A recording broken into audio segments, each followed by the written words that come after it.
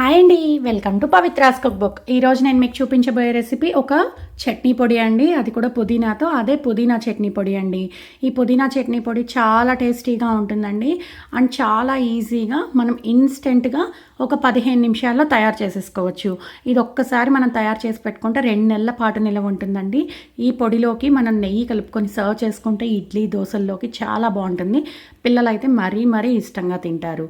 ఇప్పుడు ప్రాసెస్లోకి వెళ్ళిపోదాం. ముందుగా ఒక అర్ధకట్ట పుదీనాని బాగా వాష్ చేసుకొని పక్కకు పెట్టుకోవాలి. ఇప్పుడు ఒక ప్యాన్లో మనం వాష్ చేసి పెట్టుకున్న ఆ పుదీనాని డ్రై రోస్ట్ చేసుకోవాలండి. ఆయిల్ అనేది అస్సలు యూస్ చేసుకోకూడదు, మనం డ్రై రోస్ట్ చేసుకోవాలి. మనం ఈ పుదీనా ఫ్రై చేసుకునేటప్పుడు మన ఫ్లేమ్ అనేది లో నుంచి మీడియంలో ఉండాలి. ఇలా కంటిన్యూగా మనం కలుపుకుంటూనే ఉండాలండి, అడుగంటకుండా.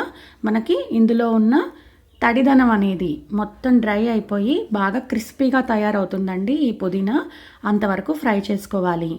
చూసారు కదండి, మనం ఎంత క్వాంటిటీ యూస్ చేసుకున్నామో అది ఫ్రై అయ్యేసరికి చాలా తక్కువగా తయారైంది. ఇప్పుడు మనకి పుదీనా అనేది ఫ్రై అయిపోయింది. ఈ ఫ్రై అయిపోయిన పుదీనాని వేరొక ప్లేట్లోకి ట్రాన్స్ఫర్ చేసుకొని చల్లారనివ్వాలి. ఇప్పుడు అదే ప్యాన్లోకి ఒక 2 టేబుల్ స్పూన్ల ఎండు కొబ్బరిని యాడ్ చేసుకోవాలి. ఈ ఎండు కొబ్బరిని కూడా మనం గోరువెచ్చగా తయారయ్యే వరకు ఫ్రై చేసుకోవాలి. ఇది బాగా ఫ్రై అయిన తర్వాత ఈ ఎండు కొబ్బరిని మనం పుదీనా యాడ్ చేసుకున్నాం కదండి ఒక ప్లేట్లో, అదే ప్లేట్లోకి ట్రాన్స్ఫర్ చేసుకొని చల్లారనివ్వాలి. ఇప్పుడు ఇదే ప్యాన్లోకి ఒక 2 టేబుల్ స్పూన్ల పచ్చిశనగపప్పుని యాడ్ చేసుకోవాలి.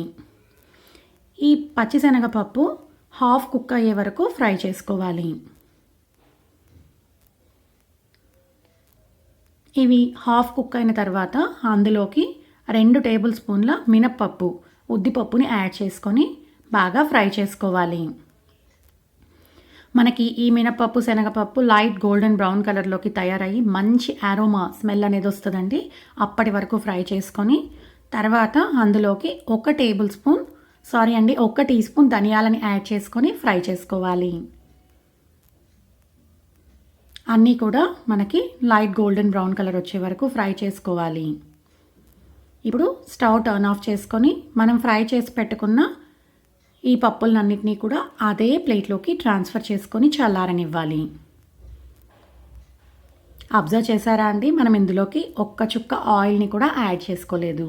ఇప్పుడు రుచికి సరిపడా కారం, రెడ్ చిల్లీస్ని కూడా డ్రై రోస్ట్ చేసుకోవాలి. మీ కారానికి తగినట్టుగా మీరు రెడ్ చిల్లీస్ని యాడ్ చేసుకోండి. ఇవి బాగా ఫ్రై చేసుకున్న తర్వాత వీటిని కూడా అదే ప్లేట్లోకి ట్రాన్స్ఫర్ చేసుకొని అన్నీ కూడా కాసేపు చల్లారనివ్వాలి. ఇవి బాగా చల్లారిన తర్వాత మనం వీటిని ఒక మిక్సీ జార్లోకి యాడ్ చేసేసుకోవాలి. మీరు వెల్లుల్లిపాయలు కనుక ఇష్టపడే వాళ్ళైతే ఇందులోకి వెల్లుల్లిపాయల్ని కూడా యాడ్ చేసుకోవచ్చు.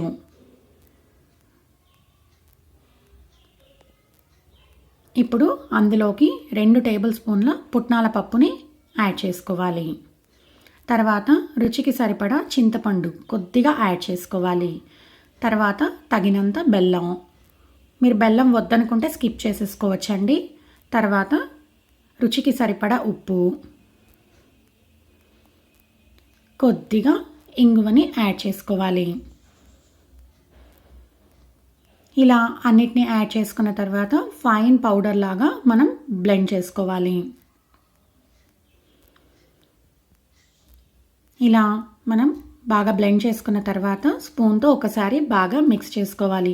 చూస్తున్నారు కదండి, మనకి పర్ఫెక్ట్గా బ్లెండ్ అయ్యింది. ఇప్పుడు ఈ బ్లెండ్ చేసుకున్న ఈ పౌడర్ని ఒక ఎయిర్ టైట్ కంటైనర్లో స్టోర్ చేసుకుంటే మనకి ఇది 2 నెలల పాటు నిలవ ఉంటుంది.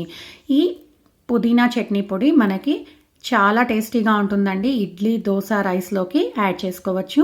నెయ్యి కలుపుకొని యాడ్ చేసుకొని సర్వ్ చేసుకుంటే ఇంకా టేస్టీగా ఉంటుంది. అండ్ మనం స్నాక్స్ బొరుగులు తయారు చేసుకునేటప్పుడు కూడా ఈ పొడిని మిక్స్ చేసుకొని సర్వ్ చేసుకుంటే చాలా టేస్టీగా ఉంటుందండి. ఇంకెందుకు ఆలస్యం, తప్పకుండా మీరు కూడా ఈ పుదీనా చట్నీ పొడిని ట్రై చేయండి. మీకు కనుక నచ్చినట్టయితే లైక్ చేసి షేర్ చేయండి. Thanks for watching.